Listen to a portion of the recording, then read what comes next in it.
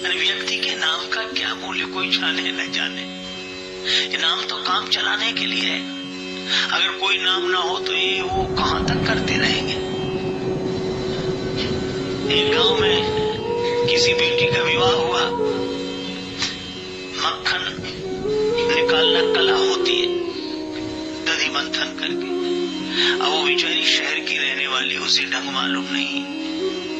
सास से कहा, माता जी मटकी में मक्खन आ गया, उसे चलकर निकाल। माता जी बड़ी नाराज हुई, बहुत बुरा भला कहा। अब बहू समझे नहीं बात क्या है। सही बात यही थी कि बहू के ससुर का नाम था मक्खन लाल। वो ऐसे ही चली गई कि मटकी में मक्खन आ गया। उसे कान पकड़े, क्या आइंदा ध्यान रखूंगी। पर उसके लिए तो फिर वही समस्या थी। तीसरे दिन फिर वही समस्या। तो गई, बोले माता जी मटकी में वो परसों क्या। अब वो फिर नाम लेना पड़े तो यही बोली कि माता जी मटकी में ससुर ही आ गए, उन्हें चलकर निकाल। तो हम लोगों के नाम तो काम चलाने के लिए है। कोई भी नाम बना रहे। एक गांव में एक आदमी का नाम था ठन पाल। उसकी पत्नी को बड़ा बुरा लगे, क्योंकि मोहल्ले की सब बधुएं कहती थी को ठन पाल की बहू आ रही है, ठन पाल। तो उसने अपने पति से कहा कि नाम बदलो। पति ने कहा कि नाम में क्या रखा है, कुछ भी बना रहे। नहीं बदलो, नहीं तो मैं घर बदल कर चली जाऊंगी, मायके चले जाऊंगी। पति ने कहा भाई तेरी मर्जी नाम में। तो नाराज होकर मायके चली अपने पिता के यहाँ। पैदल चली जा रही थी। रास्ते में एक बालिका लकड़ी बीन रही थी।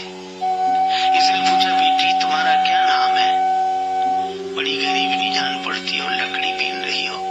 उस बालिका ने कहा कि मेरा नाम लक्ष्मी है। उसका लकड़ी बीने लक्ष्मी, चलो खैर होगा। आगे चले, एक बैलगाड़ी में भूसा भरा हुआ। एक आदमी गाड़ी हाँकते आ रहा था। क्या नाम भैया तुम्हारा? तो बोला धनपाल। आगे बढ़े तो एक की शव यात्रा निकल रही थी। ये भैया कौन? बड़े अच्छे आदमी थे, वो आज चले गए। क्या नाम था इनका? इनका नाम था अमर सिंह जी।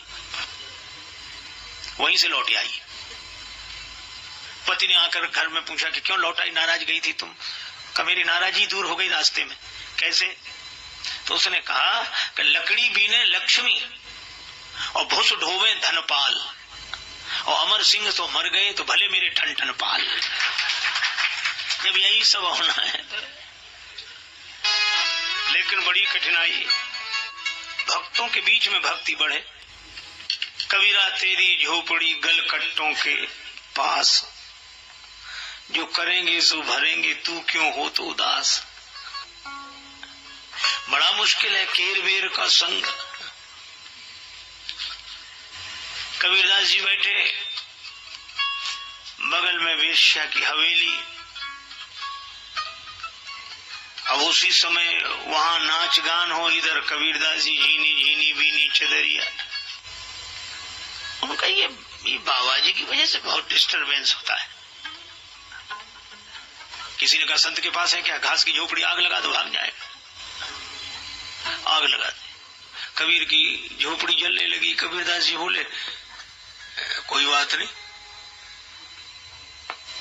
बाहर मैदान में बैठ के भजन करेंगे। झोपड़ी में आग लग जाए तो क्या, मैदान को तो कोई कुछ कर नहीं रहा, मैदान में बैठे। मैदान बैठ के भगवान की लीला ऐसी, हवा चली, घास फूस के झोपड़े उसकी हवेली पे गिरे, आग लग गई, सब भाग गए। अब वो आई, चरणों में गिर गई, बाबा बचाओ बचाओ। बाबा बोले हमारा तुम्हारा झगड़ा ही नहीं है, तुम तो आराम से बैठो।